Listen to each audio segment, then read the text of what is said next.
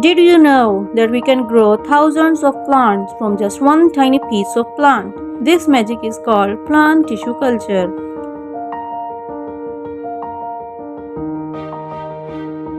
Plant tissue culture is a method of growing plant in a sterile lab using a small piece of plant called explant.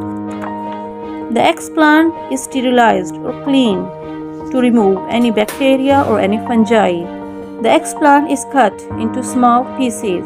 The pieces is placed in nutrient-rich media for the growth of the plant. The plant cells start dividing and form a mass called callus. From the callus, tiny shoots begin to develop and roots grow, turning it into a complete plant. Finally, the plant is transferred to soil and grows naturally. That's how the thousands of identical plants grow in less time and efficiently.